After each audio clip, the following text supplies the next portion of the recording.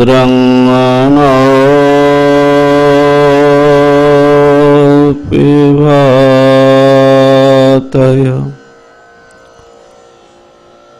मनः।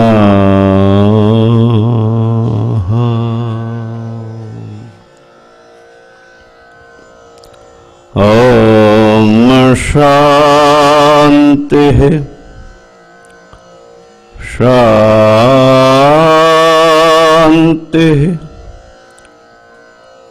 शान्तिः।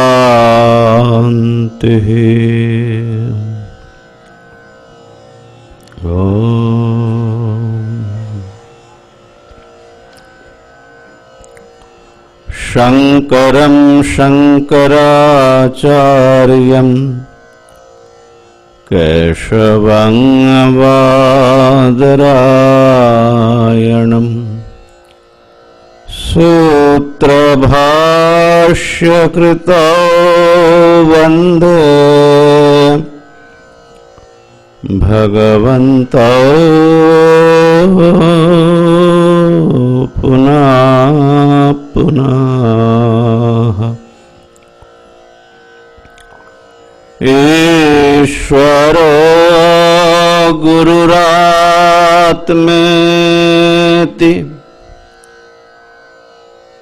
मूर्तिभेद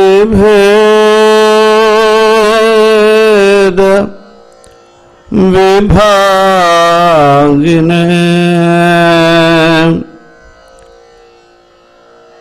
व्योमवद्व्याप्तदेहाय दक्षिणामूर्तये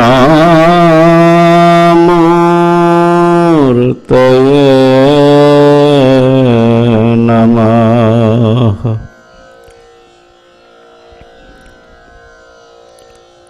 ॐ शान्तिः शान्तिः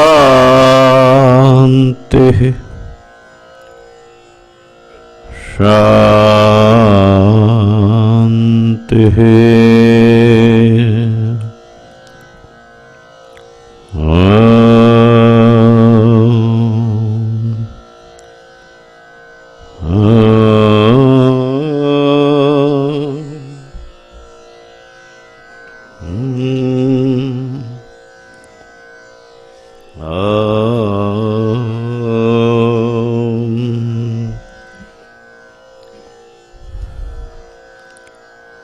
हरि ओम हरि ओम हरि ओम।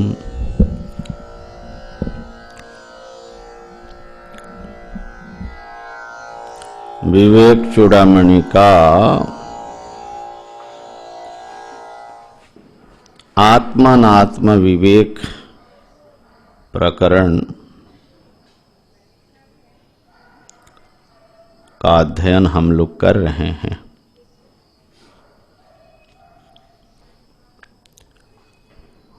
और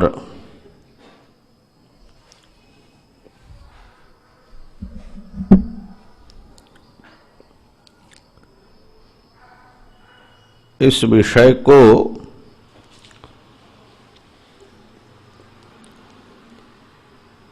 भगवान भाष्यकार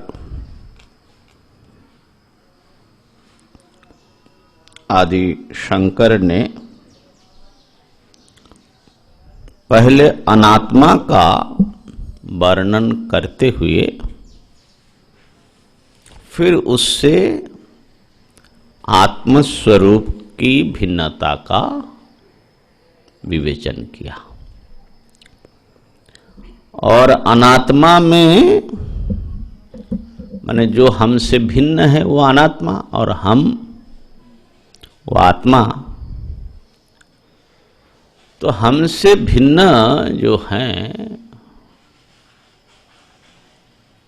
जो दुनिया है वो तो भिन्न ही मालूम पड़ता है कि ये सब हमसे अलग है, यद्यपि वहां पर भी अविवेक है।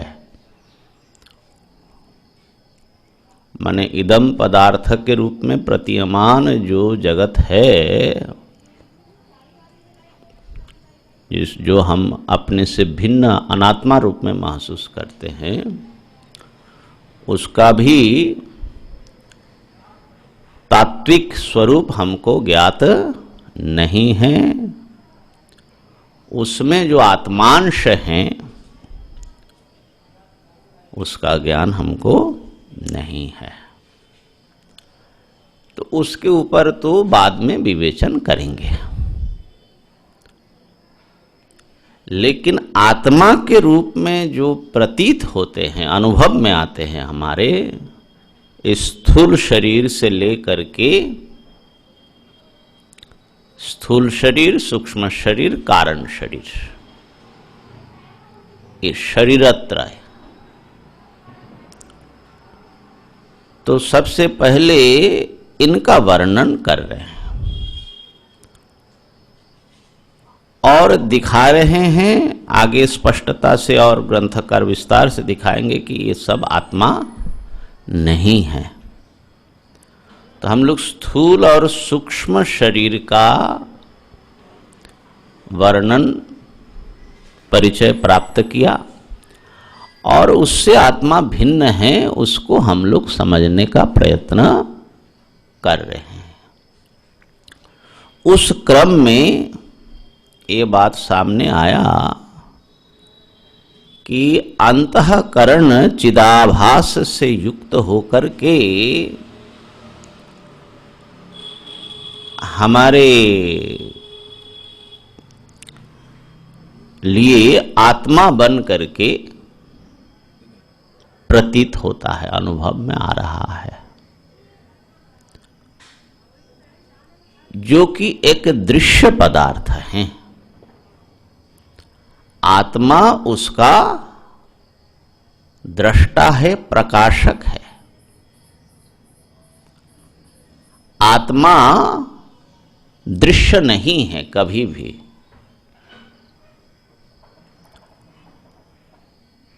और आत्मा विकारी भी नहीं है। आत्मा कभी होती हैं, कभी नहीं होती हैं, ऐसा भी नहीं है।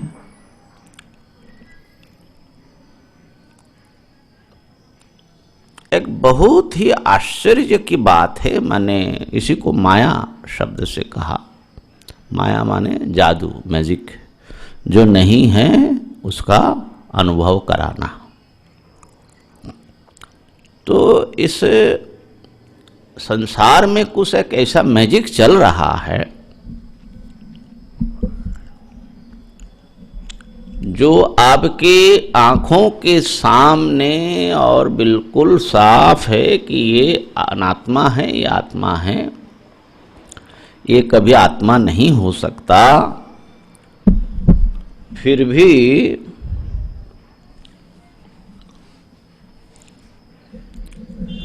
किसी अद्भुत अबूझ पहेली की तरह हम लोग अनात्मा को, माने अंतःकरण को, चिदाभास युक्त जो अहंकार हैं उसको हम आत्मा मानते रहते हैं।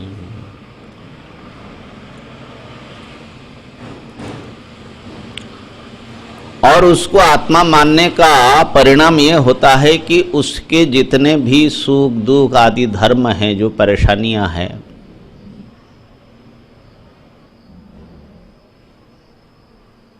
और उससे जुड़ी हुई शरीर से जो भी परेशानियां हैं,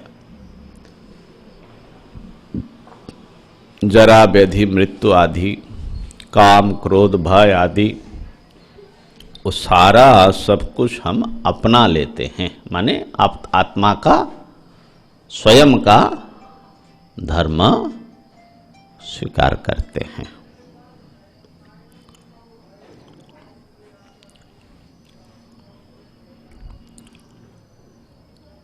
तो आत्मा अनात्मा का विवेक जो हम लोग कर रहे हैं, थोड़ा सा, यद्यपि आगे तो भाष्यकार ग्रंथकार स्वयं विस्तार से ही बताएंगे, फिर भी हमारी साधना हमारा विचार चलता रहे साथ साथ में, इसके लिए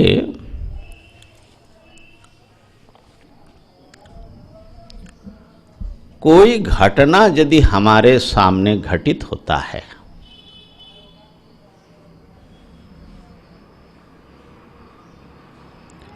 तो वो घटना मैं हो सकता हूं। आपके सामने कोई घटना घटी जो पहले नहीं थी, घटी और खत्म भी हो गई मान लो, तो घटना आपका स्वरूप हो सकता है? नहीं हो सकता। क्यों?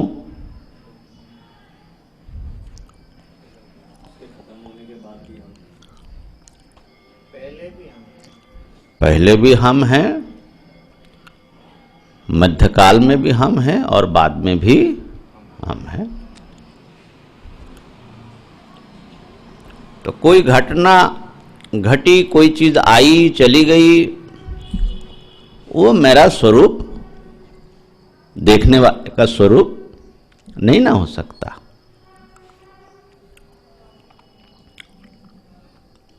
तो ये जो देह को हम अपना स्वरूप मानते हैं, ये देह की जो अनुभूति है, देहानुभूति, देहबोध, ये एक घटना है कि नहीं है?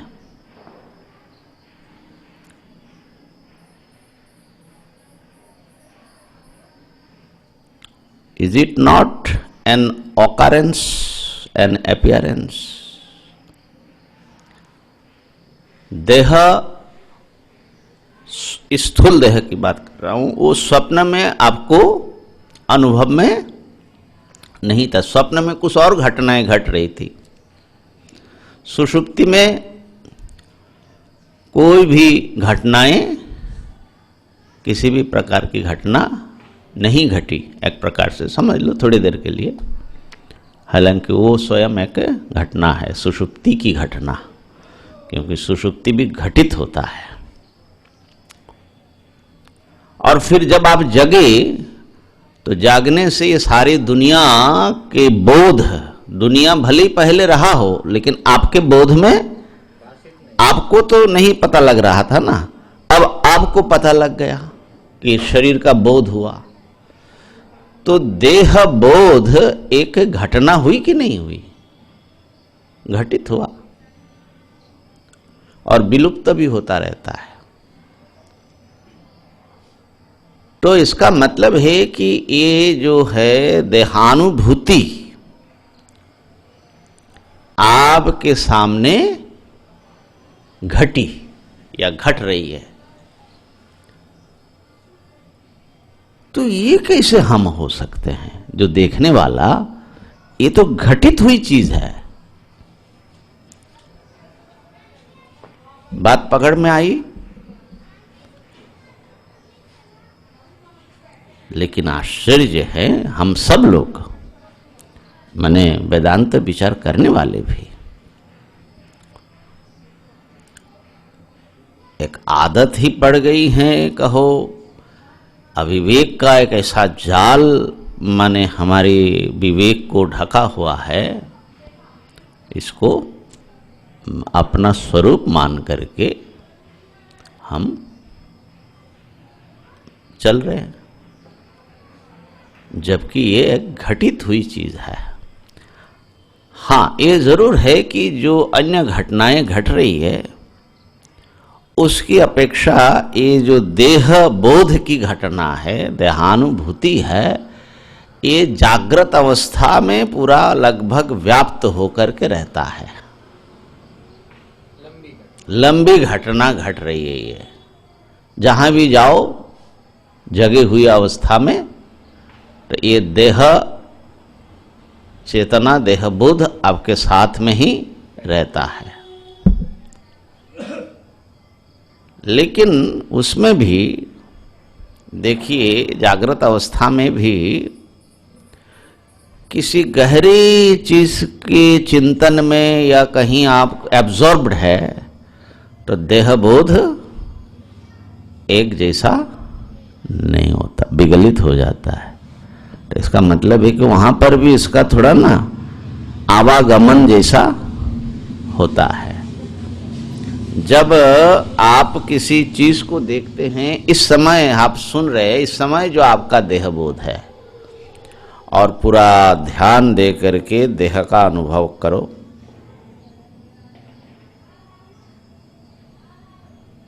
ये जो देहबोध है, दोनों में अंतर है कि नहीं? ये प्रखर हो जाता है। हाँ, प्रखर हो जाता है ना। बल्कि बहुत बार जो ध्यान कराया जाता है नाना पद्धति में, तो ये एक बड़ा आधार बनाते हैं कि अपने देह को अंतर्दृष्टि से अनुभव करो, भीतर से। हाथ है, पैर है, कल्पना नहीं, अनुभव करो। तो आपकी चेतना अंतर्मुख होगी। तो ये देहबोध जो है जागृत में भी बदलती रहती है, बदलता रहता है। स्वप्न में इस देह का बोध नहीं रहता है, सुषुप्ति में इस देह का बोध नहीं रहता है। मूर्छित हो जाए व्यक्ति, इस देह का बोध नहीं रहता है। ध्यान या समाधि की स्थिति में इस देह बोध नहीं रहता। इसका मतलब है कि देह बोध जो है घटित होते ही है, घटित होता है, घटता है, एक घटना है। और घटना है मतलब ये बोध किस चीज की एक्टिविटी है? ये अंतःकरण की वृत्ति है। हम कह सकते हैं मेंटल एक्टिविटी, मेंटल ऑकरेंस। एक कोई मन जो है आकार में आकारित हुआ है ना, वृत्ति, अंतर्वृत्ति। देह वृत्ति, देह वृत्ति। तो वृत्ति माने एक घटना, क्रिया। तो घटना जो है किसने देखा? ये घटना किसके लिए घटी? देहबोध स्वप्न में नहीं था, अब है। गहरी नींद में नहीं था, अब है। ये कौन जान रहा है? देह तो नहीं जान रहा है। तो उस बोध की, देह बोध की उस घटना से भिन्न कोई सत्ता जान रही है उसको। वही आत्मा है, आत्मा जान रही है। तो जागृत के एक अंश ये देह, जागृत अवस्था में हम जो दुनिया अनुभव करते हैं, इसका एक पार्ट ये देह है ना। ऐसे जागृत के प्रत्येक वस्तु का अनुभव मेरे लिए एक घटना है। जब जिधर देखे सुने, ये हमारे लिए घट रही है। स्वप्न की सारी जो एक्टिविटी हैं वो भी ऑकरेंस है, घट रही है। सुषुप्ति नाम की एक घटना घटती है जिसमें और किसी चीज का पता नहीं लगता। जैसे मान लो कि अंधेरा हो गया,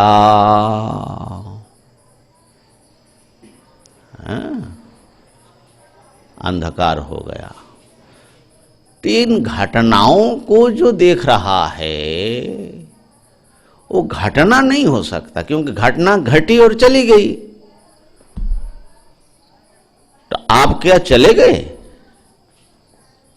कौन सी स्थिति में आप नहीं थे? जागृत में नहीं थे, स्वप्न में नहीं थे, सुषुप्ति में नहीं थे। कब नहीं थे आप? और नहीं थे ये आपको कैसे पता लग रहा है? तो आश्चर्य की बात है, ये सारी घटनाएं घट रही है हमारे सामने, हमारे चैतन्य के पट पर ये सब दृश्यावली उभरती हैं और विलीन हो जाती है। जैसे पटाखे जो है ना, वो आकाश में फैल करके प्रकाशित हो करके अंधेरे में विलीन हो जाता है, ऐसा ये घटनाओं का एक क्या कहे, पटाखे चल रहे हैं।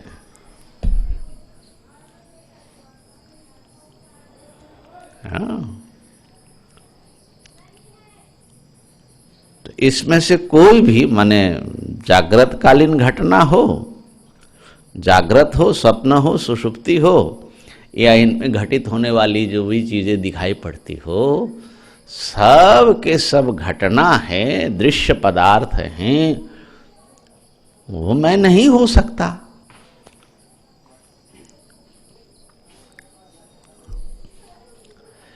इसी प्रकार ये तो देह की बात हुई। ये जो अहम बोध है, अहम बोध भी एक घटना है। ये सूक्ष्म शरीर का विवेक कर रहे हैं, स्थूल शरीर से तो अलग हो गए ना। सूक्ष्म शरीर माने मुख्य रूप से समझ लो अंतःकरण। अहम बोध, ये अहम बोध भी एक मेंटल एक्टिविटी है, एक मेंटल थॉट है, फॉर्म है। जब वस्तु को देखते हैं तो ज्ञान होता है इदम पुस्तकम। जब अपने को महसूस करते ओ मैं, तो अहम बोध जो है वो भी क्या है, घटी।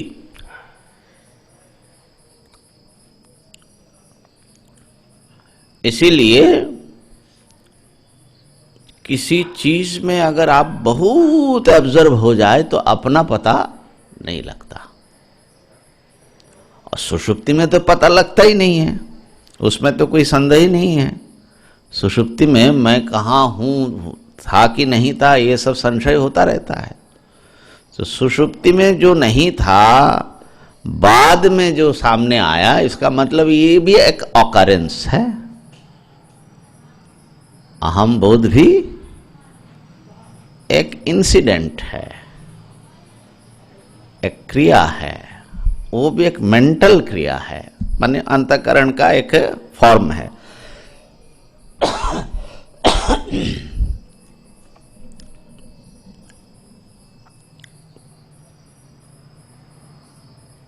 तो ये जो अहम है, जो जागृत में भी कभी कभी गायब हो जाता है और सुषुप्ति में गायब हो जाता है, और जो है इस अहम बोध का भी इसमें अहम सुखी अहम दुखी हो करके नाना रूप ले करके वो विकारित होता रहता है। तो ये पूरा जो है अहम बोध, ये अहम बोध घटना है, घट रहा है। तो ये घटना मैं कैसे हो सकता हूं, ये कैसे मैं हो सकता हूं?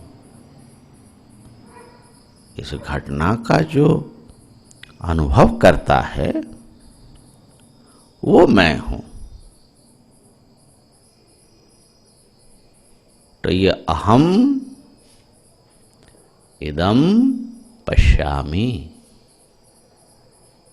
ये पुस्तक का बोध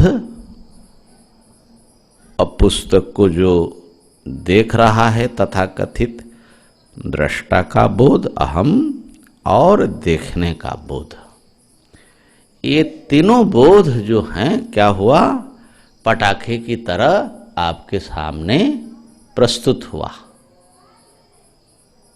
और फिर सुषुप्ति में ये जो है कहाँ गायब हो जाता है। तो इन तीनों को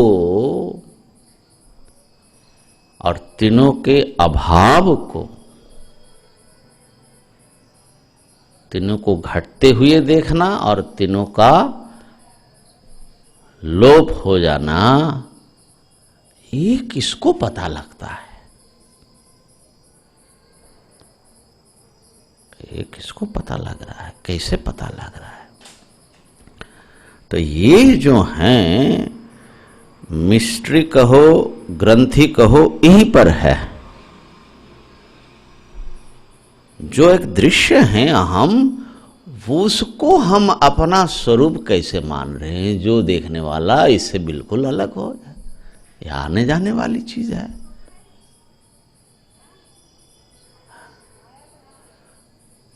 और जो देखने वाला है वो कभी दृश्य नहीं होता है, और हम खोज खोज खोज खोज करके इस अहम के द्वारा उसको हम एक दृश्य बनाने के प्रयत्न करते हैं।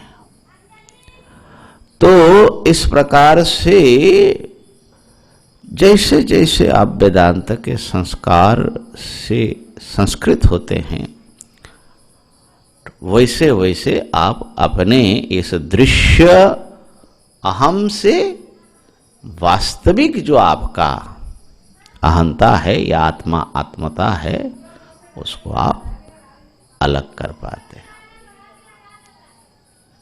ये भी एक प्रकार से नेति नेति है। ये शरीर में नहीं, प्राण में नहीं, पंचकोश में नहीं, है ना। नेति नेति करके जो जो अकारण से जो जो दिखाई पड़ रहा है, जो आता जाता है, वो कुछ भी मैं नहीं हूं। इस प्रकार से सारे अनात्मा का निषेध हो जाए तो उन निषेध के, समस्त निषेध के साक्षी के रूप में जो अवशिष्ट रहता है, जो देखता है कि कुछ भी नहीं है, वो आत्मा है और वो स्वतः प्रकाश रूप है। ये बात तो हम लोगों ने चर्चा की, लेकिन एक बार हमने सोचा कि इसको हम याद कर ले जितने बार। अब यहां पर जो विचार चल रहा था हम लोगों का, वो है आत्मा सदा आनंद स्वरूप है। जैसे आत्मा नित्य विद्यमान है, जैसे आत्मा का नित्य बोध है, ऐसे ही आत्मा का आनंद भी नित्य है। इस वाक्य को एक बार फिर सुनिए। आत्मा सदा विद्यमान है, माने उसकी सत्ता नित्य है। आत्मा का बोध बाहर से आई हुई चीज किसी प्रमाण आदि से जन्य, इसका मतलब है उसका बोध भी नित्य चैतन्य स्वरूप है। इसलिए वो अलुप्त दृक्, अलुप्त दृक्, उसकी चेतना कभी लुप्त नहीं होती। ऐसे ही आत्मा नित्य आनंद स्वरूप है। और कॉन्ट्राडिक्शन ये है कि उसको सुखी करने के लिए हम जो है कसम कस में पड़े हुए हैं। सारी प्रवृत्ति के पीछे अपने को हम कैसे सुखी कर दे। अब यहां कह रहे कि आत्मा नित्य आनंद स्वरूप है ना। नित्य शुद्ध बुद्ध मुक्त स्वभाव, भाष्यकार जो है ऐसा शब्दावली कहते। तो नित्य सत, नित्य चित, नित्य आनंद है ये आत्मा।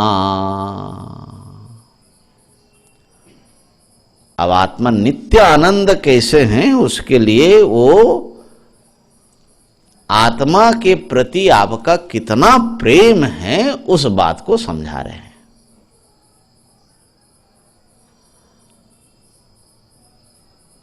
अनात्मा प्रेम और आत्मा प्रेम का विश्लेषण प्रस्तुत करके आत्मा की आनंद रूपता को समझाने का प्रयास। असल में आत्मा को नित्य मानना, आत्मा को चेतन मानना, ये जितना आसान है, आत्मा को आनंद स्वरूप मानना बहुत कठिन है। आसान तो ये भी नहीं है, लेकिन वो ज्यादा कठिन है आत्मा को आनंद स्वरूप मानना। एकदम मन विद्रोह करता है कि भाई ये जो है एकदम बिल्कुल ब्रेन वॉश करने की कोशिश हो रही है। हमें पता है हम कितना दुख झेल रहे, बोला आत्मा आनंद स्वरूप है। हैं? तो आत्मा को आनंद स्वरूप समझना ये माने अच्छे विवेकी के लिए भी कठिन है। बल्कि सांख्यों ने, योगियों ने आत्मा को आनंद स्वरूप नहीं माना, चैतन्य स्वरूप माना। ये ध्यान देने की चीज है। मेरे ख्याल से आत्मा को आनंद स्वरूप जो है, वेदांतियों को छोड़ करके, उपनिषद दर्शन को छोड़ करके और किसी ने नहीं माना। चाहे न्यायिक हो, सुख दुख आने जाने वाले धर्म मानते हैं, आत्मा के धर्म है, आते जाते आगंतुक धर्म है, स्वरूप नहीं मानते हैं, है ना। तो इसलिए निश्चित रूप से ये लोग तो बड़े विवेकी है, माने देह से आत्मा भिन्न है, और सांख्य वाले तो माने कहां तक पहुंच गए, शुद्ध चैतन्य स्वरूप का ये लोग आविष्कार करते हैं।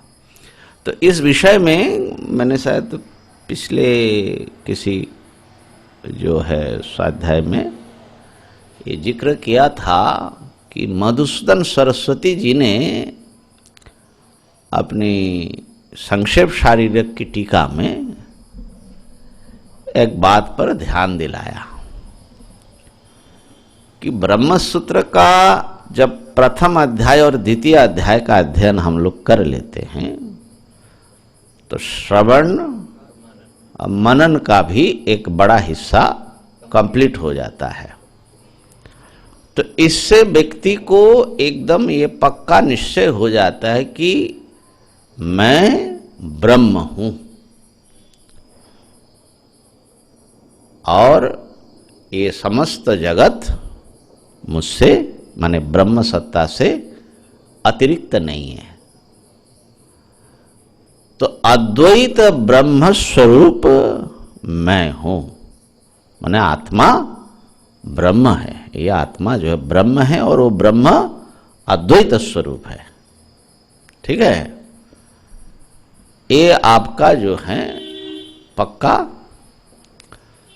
विश्वास हो जाता है, क्योंकि आपने असंभावनाओं को दूर हटा दिया।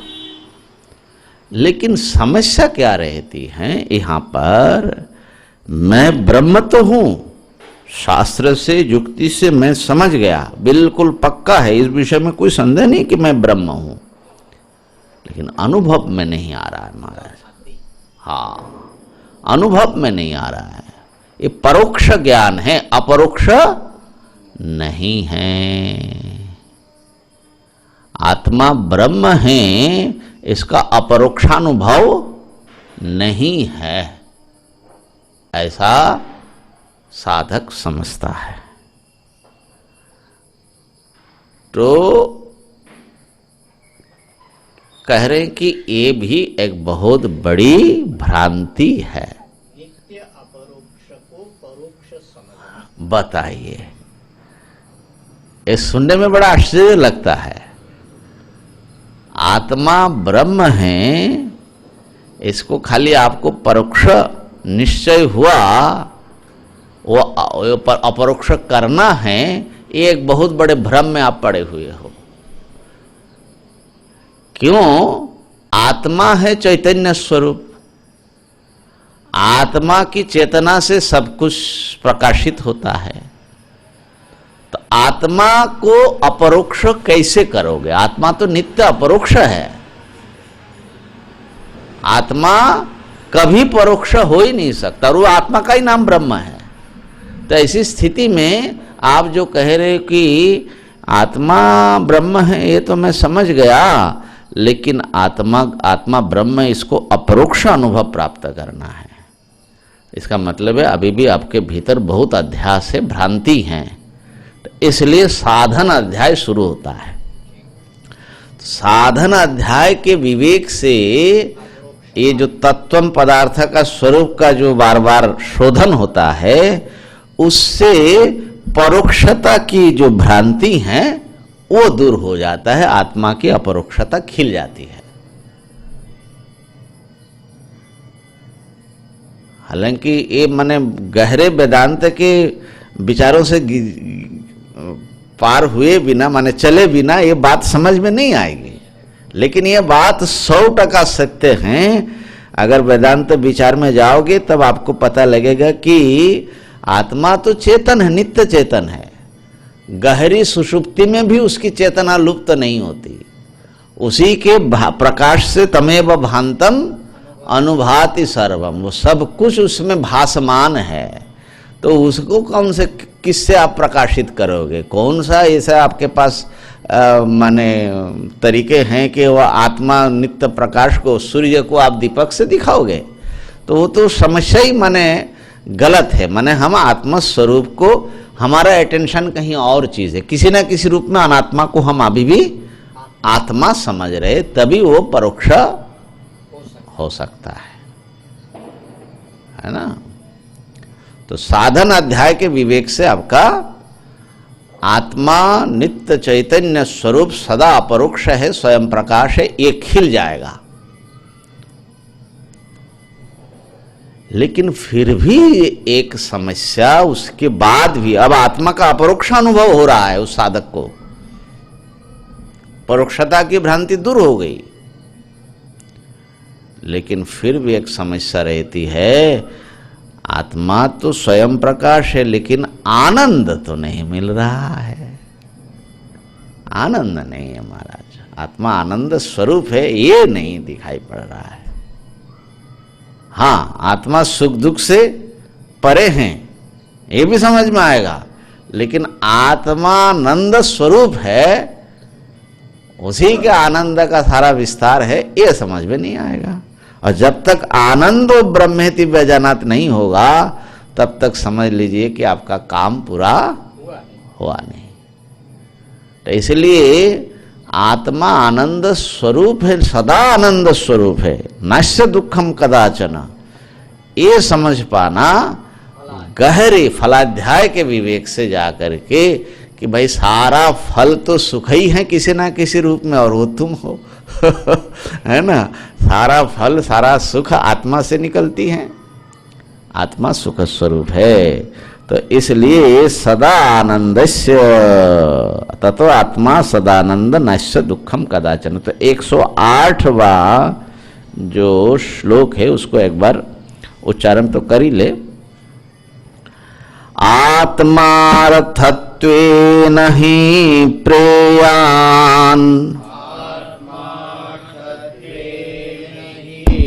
प्रेयान् विषयो न स्वतः प्रियः विषयो न स्वतः प्रियः स्वत एव हि सर्वेषां स्वत एव हि सर्वेषाम् आत्मा प्रियतमो यतः आत्मा प्रियतमो यतः तत आत्मा सदानन्दो तत आत्मा सदानन्दो नास्य दुःखं कदाचन नास्य दुःखं कदाचन आत्मार्थत्वेन हि प्रेयान् विषयो न स्वतः प्रियः स्वत एव हि सर्वेषाम् आत्मा प्रियतमो यतः तत आत्मा सदानन्दो नास्य दुःखं कदाचन। आत्मा से व्यक्ति स्वयं से भी प्रेम करता है और उसके आसपास के व्यक्ति वस्तुओं से भी वो प्रेम करता है। तो अपने प्रति जो प्रेम है और विषयों के प्रति जो, विषय माने जो उससे भिन्न वस्तुएं हैं या व्यक्ति है, इन दोनों प्रेम का यहां पर तुलनात्मक अध्ययन कर रहे हैं। तुलनात्मक अध्ययन से ये पता लग रहा है, आत्मा में जो हमारा प्रेम है वो प्रेम स्वतः प्रेम है, वो अहेतुक है, स्पॉन्टेनियस है। वो क्यों, किस कारण से प्रेम है? किसी कारण से ये प्रेम नहीं है आत्मा से। विषयों में जो हमारा प्रेम है वो किसी न किसी कारण से प्रेम होता है। लेकिन अपने से क्यों सब व्यक्ति प्रेम करता है? तो वो जो है स्वतः सिद्ध है, स्वतः स्फूर्त प्रेम है। दूसरी बात है कि विषयों में जो प्रेम है वो कभी रहता है, कभी चला भी जाता है, वो स्थिर प्रेम नहीं है। और अपने से जो प्रेम है वो सदा स्थिर प्रेम है। और तीसरी बात है, विषयों में जो प्रेम है उसमें तारतम्य होता है। माने किसी से ज्यादा प्रेम करते हैं, किसी से कम करते हैं, और ज्यादा में भी बहुत ज्यादा ज्यादा ज्यादा ज्यादा हो सकता है। लेकिन आत्मा से जो प्रेम हमारी है अपने आप से, उसको निरतिशय माने उससे अधिक प्रेम और किसी से भी नहीं होती। ये तीन मुख्य चीजें आत्मा प्रेम में दिखता है। आत्मा प्रेम निर्हेतुक है, निष्कारण माने अनकंडीशनल। आत्मा प्रेम नित्य कांस्टेंट है, और आत्मा प्रेम निरतिशय है। ठीक है? तो यहां पर जो विषयों में प्रेम है, अपने से भिन्न वस्तुओं में भी प्रेम हमारी है, वो कहा गया आत्मार्थ है। अपने लिए उसको विषयों से प्रेम करता है ना? आत्मार्थ प्रेम है। इस पर हम लोगों ने चर्चा की है। एक चीज ध्यान देना, आत्मसत्ता वेदांत के विचार से आपको सिद्ध होता है, ये सभी सत्ताओं का, जो भी वस्तु जगत की सत्ता अस्तित्व है, समस्त अस्तित्व का आधार, उसका मूल जो है आत्मसत्ता है। किसी भी वस्तु का अस्तित्व उसके कारण पर डिपेंड होता है। जैसे वस्त्र हैं, तो वस्त्र है क्योंकि इसके भीतर धागे है। अगर धागा निकाल लेंगे तो वस्त्र होगा? नहीं होगा। तो वस्त्र का अस्तित्व कहां से आया? धागों के अस्तित्व से आया।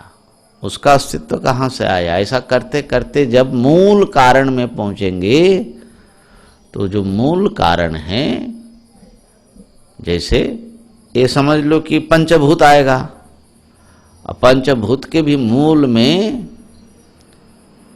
आत्मा, आत्मसत्ता ही विद्यमान होगा। आत्मा माने अहंकार को नहीं समझने का, ये तो छोटा सा एक अकारण से वो तो आती जाती है ना। अंतःकरण की सत्ता की बात नहीं हो रहा, आत्मसत्ता की बात हो रही है।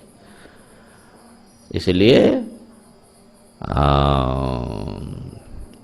तस्माद् वा तस्माद् आत्मनः आकाशः संभूतः, आकाशाद् वायुः, वायोरग्निः।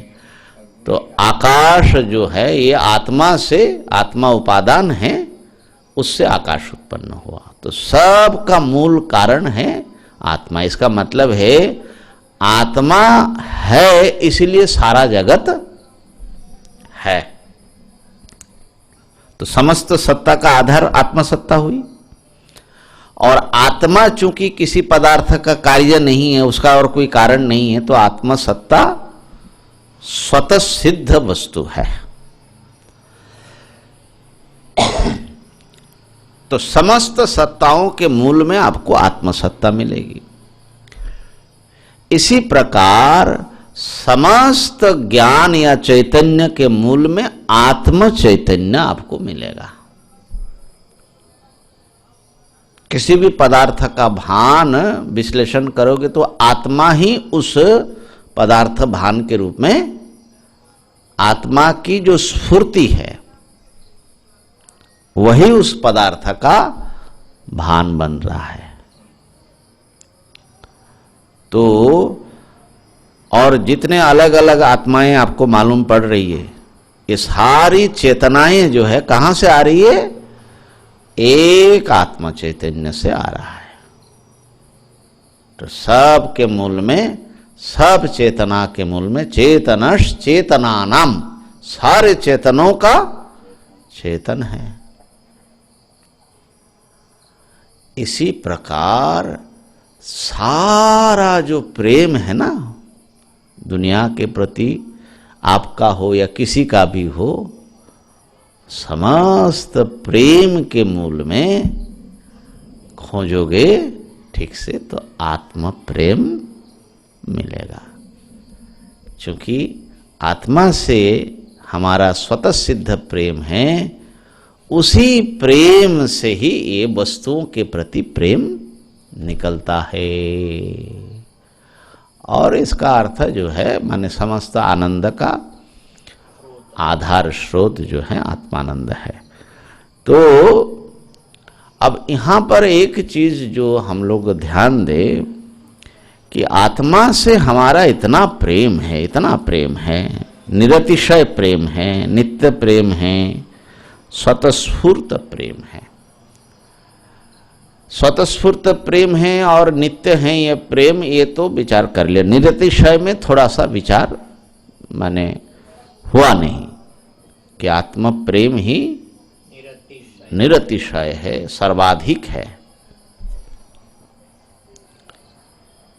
तो उसको कैसे समझेंगे? सबसे ज्यादा प्रेम आत्मा से है। ये समझाने की जरूरत है कि नहीं? तो देखो, देह से हम लोगों का प्रेम है ना? और देह से जुड़ी हुई कोई वस्तु होगा उससे भी हमारा प्रेम होगा। उससे जुड़ी हुई कोई वस्तु होगा उससे भी प्रेम होगा, है ना? जैसे कोई व्यक्ति अपने पुत्र से प्रेम करता है तो पुत्र से उसको प्रेम है। पुत्र से प्रेम होने के कारण पुत्र का जो मित्र है, पुत्र जिससे प्रेम करता है उससे भी उनका भी प्रेम हो जाता है। पुत्र के मित्र से भी प्रेम होता है ना माताओं का, माता हो और पिता हो प्रेम करते हैं। लेकिन अधिक प्रेम किसमें है? दोनों क्या बराबर प्रेम होगा? बराबर प्रेम नहीं होगा, है ना? कितना भी उदार हो, लेकिन हकीकत तो यह है कि पुत्र के प्रति प्रेम होने से उससे प्रेम हुआ। एक तो पुत्र प्रेम के लिए उसमें प्रेम आया, और पुत्र में जितना प्रेम होगा उतना प्रेम उससे नहीं होगा। क्यों कह रहे? क्योंकि वो आत्मा से थोड़ी और दूर चला जा रहा है। अपना जितना निकट है पुत्र, वो पुत्र का मित्र उतना निकट। अब उसका कोई मित्र होगा या उसके सगे संबंधी होंगे, उससे भी प्रेम होगा, लेकिन वो प्रेम और कम होता जाएगा। तो आत्मा से जितना दूर दूर दूर दूर आप जाते जाएंगे, प्रेम तो होगा लेकिन प्रेम कम होता जाएगा। ये तो माने प्रत्यक्ष अनुभव में आ जाता है। इसी प्रकार जितना आत्मा के निकट आते जाएंगे उन पदार्थ में प्रेम बढ़ता जाएगा, बढ़ता जाएगा, बढ़ता जाएगा। तो आपके सबसे निकट है आपका शरीर। पुत्र तो फिर भी आत्मा से भिन्न, माने अहम रूप में नहीं, वो तो मम रूप में दिखता है ना। तो शरीर से आपको और ज्यादा प्रेम है।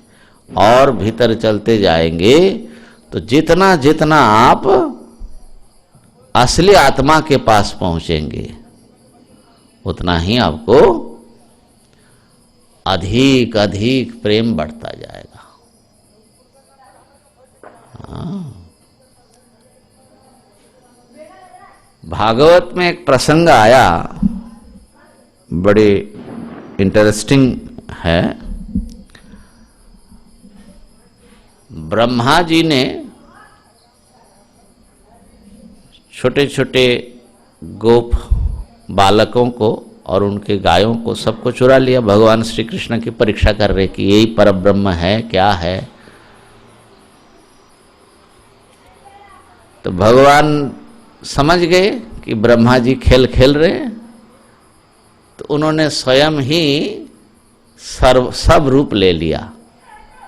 छोटे छोटे बछड़े बन गए, बछड़े चराने वाले वो बालक बन गए, उनका सखा। यहां तक कि उसके कपड़े, उसके सिक्के माने छिका, उसके जो वेणु है, सिंगा, उसके जो सजावट है, सब कुछ बन गए। सर्वस्वरूपम स्वरूपो बभव, सारा स्वरूप जो है वो लिया। और लेकर के 1 साल ये लीला चली, है ना, 1 साल चलता रहा। और तो जब वो जाए तो उन घरों में जिनके जिनके वो बच्चे बने हुए हैं उस रूप में उनके पास पहुंच जाए। अब माताएं जैसे उनको देखे तो बड़े प्रेम से उठ करके गले लगाए, फिर उसको जो है स्नान कराया, मज्जन कराया, लेपन कराया, फिर खिलाया पिलाया बड़े प्रेम से। फिर सुबह जो है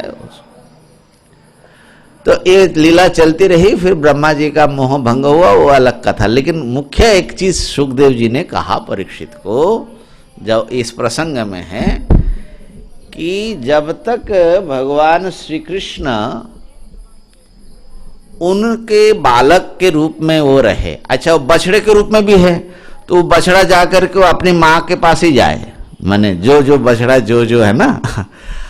और बोले कि ऐसा हुआ कि माताओं को ये 1 साल तक दिन प्रतिदिन खूब प्रेम बढ़ता रहा अपने बेटे के रूप में जो श्री कृष्ण है। यहां तक कि जो उनके अपने बेटे में जो प्रेम उनका था उससे बहुत अधिक प्रेम अभी कृष्ण रूप में आए हुए बेटे में दिख रहा है। अब माताओं को अपने बेटे से अधिक प्रेम कृष्ण में कैसे हो गया? वो तो बेटे का रूप लेकर के आए, लेकिन असली बेटा तो कहीं सो रहा है, ब्रह्मा जी ने सुला करके रखा है ना। और खाली ये माताओं का नहीं है, गौ माताओं का भी वही सवाल है। गौ माताएं जो हैं अपने बछड़े को देख करके दूर से ही रमाने लग जाती हैं, और जब वो आते हैं तो उसको ऐसे चाटते रहते हैं, माने जैसे लिहनती है, माने जैसे वो उसको लहन करके अपने भीतर ले ले, इतना प्रेम। और एक बार तो ऐसा हो गया कि वो सब गौओं को लेकर के जो गोप है वो गए पहाड़ की चूड़ा पर, और छोटे छोटे बछड़े चराने वाले वो जमुना किनारे वो सब वहां चरा रहे। वहां से गौ माताओं ने देखा अपने बछड़ों को, और वो जो है रमाती रमाती बड़ी वेग से पहाड़ से दौड़ा। गोपों ने बहुत कोशिश किया रोकने की। अब वो आज वो माने ही ना, सब माने तोड़ ताड़ करके वो आ गए, सब नीचे आकर के अपने बछड़ों को वो करने लगे, लहन करने लगे, दूध पिलाने लगे। गोपों को बड़ा जो है क्रोध भी आया कि कैसा हो गया। तो वो लोग भी उतरे किसी तरह उस रास्ते से, बने है ना, वो रास्ता तो था नहीं, उस रास्ते से उतरे। लेकिन जब अपने बच्चों को देखा तो उनको भी भूल गए, वो भी आंसू आ गए, वो भी गोद में ले करके उनसे प्रेम करने लग गए। तो सुखदेव जी ने जब ऐसा वर्णन किया तो परीक्षित को शंका हो गई। कहा कि ये कैसे होता है, परोद भवे, कृष्ण तो दूसरे से उत्पन्न हुआ और इतना यन प्रेमा, इतना अधिक प्रेम, अपने बच्चों से भी अधिक प्रेम, ये कैसे हो सकते, ये मुझे समझ में नहीं आया महाराज। सुखदेव जी ने जो उसका उत्तर दिया, ये वेदांत का ये सिद्धांत दिया वहां पर, सर्वेषामेव भूतानाम नृप स्वात्मैव बल्लभ, सभी प्राणियों को अपनी जो आत्मा है ना वही बल्लभ है। बल्लभ माने प्रिय है। इतरे पत्य वित्ताद्यास तद बल्लभ तयैव हि, अन्य जो अपत्य माने संतान, धन आदि से जो प्रेम होता है वो आत्म प्रेम के कारण ही होता है। अपने को प्रिय लगता है उसके कारण ही होता है। और तस्माद राजन स्नेहम यथा स्वस्वकात्मनि देहिनाम, प्रत्येक प्राणियों को अपनी अपनी आत्मा में जितना प्रेम है, न तथा ममता लंबी दारा पुत्र गृहादिषु, प्रत्येक प्राणी को अपने अपनी आत्मा में माने स्वयं के प्रति जितना प्रेम है, अहमास्पद जो है, अहम मैं, उतना प्रेम मेरा जो मेरी पत्नी है, मेरे बच्चे हैं, मेरा घर है, उन सब में उतना प्रेम नहीं होता। तो अहम में और मम में दोनों में आपका प्रेम है, लेकिन अधिक प्रेम किसमें है? अहम आस्पद में। कहा कि ये बात जो है, जो देह को ही आत्मा मानने वाले देहात्मवादी के लिए भी उतना ही सत्य है। जो देह को ही आत्मा मानते हैं वो इसमें जितना प्रेम करते हैं, इसके काम में आने वाले उतना प्रेम, इससे संबंध रखने वालों से उतना प्रेम नहीं होता। उसको देह में ही बहुत, क्यों? देह को वो आत्मा समझ रहा है। जब देह में अहम बुद्धि न होकर के ममता बुद्धि होती है, वहां पर यह बात भी बताया, जब किसी को कि इतना विवेक हो रहा है कि देह मेरा शरीर है, मैं तो इससे अलग हूं, तो उसका उस अहम पदार्थ में जितना प्रेम होता है उतना इस देह में नहीं रहता है प्रेम। न तथा ममता लंबी, है ना। बोले ये कैसे? बोले आवश्यक हो तो देह को हम छोड़ने के लिए भी तैयार हो जाते हैं। जर्जत्यप्य देहेस्मिन् जीविताशा बलीयसी, मान लो कि देह जीर्ण हो गया, किसी अंग को रोग पकड़ लिया, डॉक्टर ने कहा कि काटना पड़ेगा, नहीं तो तुम्हारा प्राण ही चला जाएगा, क्या करोगे? अभी तो एक कांटा लग जाए तो अरे महाराज थोड़ा सा दर्द हो जाए, है, यही इसमें इतना प्रेम है। लेकिन जब प्राण निकलने की बात हो तो इसको काट करके फेंक देते। इसका मतलब है कि उस समय प्राण में आपकी आत्मबुद्धि है ना। इसी प्रकार कई लोग ऐसे होते हैं जो प्राण का भी त्याग दे देते हैं। किस लिए?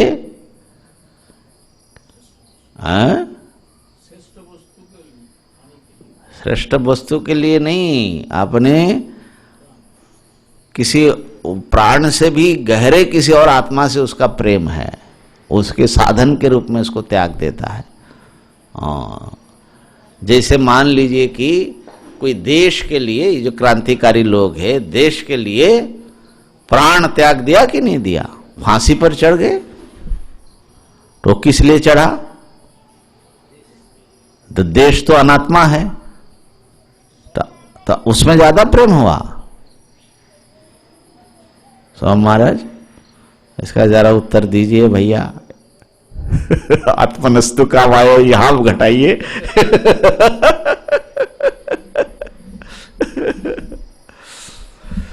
तो वो जो है, जो देश के प्रति उनका प्रेम है वो कैसा है? उन्होंने अपने मन में, अपने अंतःकरण में एक ऐसी वृत्ति बनाई। देखिए, व्यक्ति को अपने आदर्श से, अपने सिद्धांत से बहुत प्रेम होता है। वो अपने आदर्श के लिए जान भी दे सकता है। वो आदर्श क्या है? वो आदर्श उसके मन का ही एक वृत्ति है। माने तथाकथित जो अहंकार है उसका एक रूप है। तो वो थोड़ा और गहरे में है, इसे उसके लिए वो प्राण भी दे सकता है। इसीलिए हम लोग जो हैं, कोई हमको कुछ भी कहे, लेकिन अगर हमको कोई मूर्ख कहा, हमारे अहंग को कोई ठेस पहुंचाया, तो उसको हमको अच्छा लगता नहीं है। योगी लोग मन का और अहंकार का भी निरोध करते हैं। समाधि लगाते हैं जिसमें ना अहम हो, तो वो किस लिए करते महाराज? उससे भी अधिक जो असली आत्मा है, साक्षी स्वरूप, वह आत्मा अधिक प्रिय है। उसके लिए जरूरत पड़े तो अहंकार को भी निकाल फेंकते हैं। तो इस प्रकार से जितने आप गहरे में जाएंगे, तदे तत् प्रेय पुत्रात्, प्रेय वित्तात्, प्रेय अन्यस्मात् सर्वस्मात्, जद अयम अंतरतरो यमात्मा, जद अंतरतरो यमात्मा। ये पुत्र से प्रिय हैं, वित्त से प्रिय हैं, देह आदि सब से प्रिय हैं। अधिक प्रिय है ये कौन? अंतरतर, जो सबसे निकट। आपके सबसे निकट कौन है? नारायण महाराज, आपका सबसे निकट में कौन है?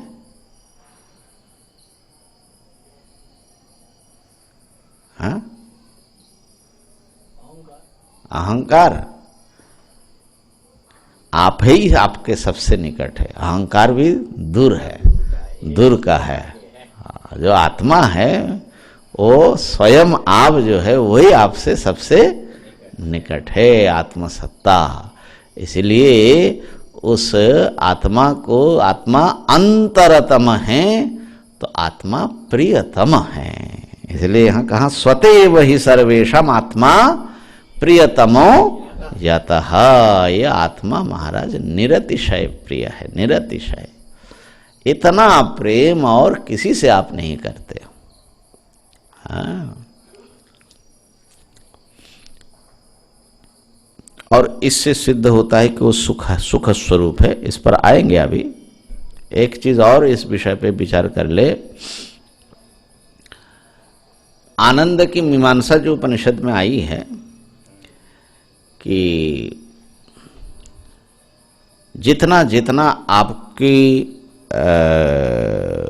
ऐसे अनुकूल उपाधि बढ़ती जाए तो उससे आपके सुख अधिक होता जाए। जैसे कहा कि एक सार्वभौम और जो राजा है, चक्रवर्ती राजा, और उसके पास जो हैं युवा शरीर, निरुक्त शरीर, स्वस्थ इंद्रिय, ज्ञान और सब माने सब प्रकार की समृद्धि सब कुछ रहे, तो बड़ा जो है सब प्रकार के, उसको किसी चीज की कोई कमी ना हो, सब प्रकार के भोगों को प्राप्त करता हुआ बड़ा आनंदित होता है। उसको मानुष्य आनंद का श्रेष्ठ रूप बताया। तो वो जो सार्वभौम राजा है वो अपना राज्य से, अपने प्रजा से, अपने मित्र से, अपने भृत्य से, अमात्यों से, अपने पद से सबसे प्रेम करता है कि नहीं? लेकिन उन सबसे अधिक किससे प्रेम करता है? अपने से। उसको सुख देने वाले जितने वस्तु है, पत्नी से लेकर के जो कुछ है, वो सब ममतास्पद है। उसका मेरा मेरा मेरा अनुभव में आता है, लेकिन उसका जो अहम है वो उन सब सुख देने वाले वस्तु से भी इस अहम से उसको ज्यादा प्रीति होगी कि नहीं? व्यक्ति अपने से प्रेम अधिक करेगा ना। अभी तो यही दिखाया। अब ये चले गए गंधर्व लोक में, गंधर्वों का राजा हो गया। मनुष्य आनंद से 100 गुना अधिक बढ़ गया उसका आनंद। वहां का जो सुर संगीत और जो भोग है, दिव्य भोग, उससे और 100 गुना आनंद बढ़ गया। तो उन सब चीजों से प्रेम होगा उसका, लेकिन उससे भी अधिक प्रेम किससे होगा? अपने से होगा। अब वो देवताओं का राजा बन गया, इंद्र बन गया, स्वर्ग के स्वर्गीय आनंद में डूबा रहता है। उन सब से बड़ा प्रेम है, लेकिन उन सब से अधिक प्रेम किससे करेगा? अपने से करेगा। ब्रह्मलोक में ब्रह्मा जी बन गए। वहां पर इतनी उत्कृष्ट उपाधि है कि माने सर्वज्ञता और क्या है, धर्म ज्ञान वैराग्य ऐश्वर्य, ये सारा परिपूर्ण है ब्रह्मा जी में। सबसे उनकी ये सामर्थ्य से, पद से, ज्ञान से, सबसे उनको बहुत प्रेम है। लेकिन उससे सबसे अधिक प्रेम किसमें होगा? ब्रह्मा जी को आत्मा से होगा। क्या बात है भाई! कितना भी दूर चले जाए व्यक्ति, लेकिन अपनी आत्मा से इतना अधिक प्रेम, माने उस समय भी वो आत्मा ही उसका प्रियतम है। आत्मा प्रेम को अच्छे ढंग से असल में परीक्षण करना चाहिए, क्या चीज है उसका। भगवान शंकराचार्य जी ने एक जो मनीषा पंचक में एक श्लोक आया, यत सौख्याम बुद्धि लेश लेशत इमे शक्रादयो निर्वृता चित्ते नितरांग प्रशांत कलने लब्धा मुनीर निर्वृता यस्मिन् नित्य सुखाम बुधौ गलित धी ब्रह्मैव न ब्रह्मवेद। आगे क्या है? हाँ, यह कश्चित् स सुरेन्द्र बंदित पदो नूनं मनीषा मम। ये इंद्र आदि को जो ऐसा सुख मिल रहा है, ये लोग मस्त हो रहे हैं। माने इंद्र के जो उपाधि है, ऐश्वर्य है, असल में वो आत्मा के आनंद की एक चिंगारी जो है, एक उर्मी, एक लहर, उसको मिला, वो इंद्र सुख है। क्यों? क्योंकि इतने सुख देने वाले पदार्थों से भी उसका अधिक प्रेम किसमें है? आत्मा में। मतलब आत्मा का आनंद रूपता कैसी है? तो यत सौख्यम बुद्धि, जिस आत्मानंद के समुद्र के एक कण पा करके इंद्र आदि आहा कृतार्थ हो रहे हैं, और जिस आत्मानंद में नित्य निरंतर अपने चित्त को निमज्जित करके, चित्त को गला करके, अहम को गला करके मुनि, मननशील मुनि ब्रह्मानंद के अनुभूति में मस्त हो रहा है ना। और जब चित्ते नितराम प्रशांत कलने, निर्वृत्तिक चित्त जब हो जाए तो वो आत्मानंद को पा करके वो जो लब्धा मुनि निर्वृता। और ब्रह्मवेत्ता जो है वो तो समाधिमान जोगी है, और ब्रह्मवेत्ता जो है उस आनंद समुद्र में उनका चित्त हमेशा के लिए गल गया। वो मुनि का तो फिर उठता है, समाधि से आता है बाहर, है ना। और ये तो ब्रह्मानंद ही स्वयं स्वरूप हो गया, विगलित है, तो वो ब्रह्म हो गया। वो ब्रह्मविद नहीं कहा जा सकता उनको, ब्रह्म से जो अभिन्न हो गया। ऐसा जो कोई है वो तो देवराज इंद्र के लिए भी वंदनीय है। तो कहने का तात्पर्य ये है कि आत्मा प्रियतम है। दुनिया में कहीं भी चले जाओ, ब्रह्मलोक तक चले जाओ, बहुत कुछ आपको मिलेंगे जिससे आपका खूब प्रेम हो सकता है, लेकिन उस समय भी अपने आत्मा से आप अधिक प्रेम करोगे। ये बात जो है, तो इसलिए मालूम पड़ता है कि इतना प्रेम तो आनंद स्वरूप से या आनंद देने वाले पदार्थ से ही होता है। दुख देने वाले वस्तु से प्रेम हो नहीं सकता। अगर करते भी हो तो किसी आनंद की संभावना देख करके करते हो। तो फिर आत्मा से इतना प्रेम है तो आत्मा में कितना आनंद होगा। तो निरतिशय प्रेम है तो निरतिशय आनंद स्वरूप यह आत्मा है। कल जो है थोड़ा याद दिलाना, वो बार बार जो ये प्रश्न आता है कि आज स्वामी जी ने भी पूछा कि भाई हम सब लोग आत्मा से प्रेम करते हैं, सब अपने स्वार्थ से सबके लिए सबके प्रति प्रेम करते हैं, लेकिन निस्वार्थ होने का उपदेश जो देते हैं, है ना, आज भी ये प्रश्न आया।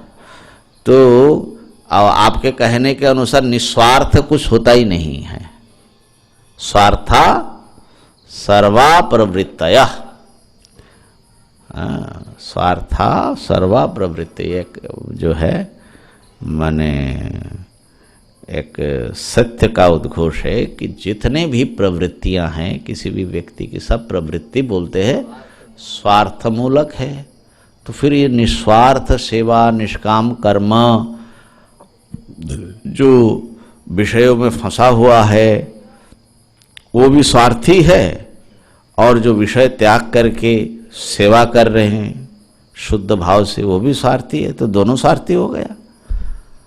तो इसमें एक चीज का खाली सूत्र ले जाइए और मनन करिए कि सब अपनी आत्मा से प्रेम तो करता है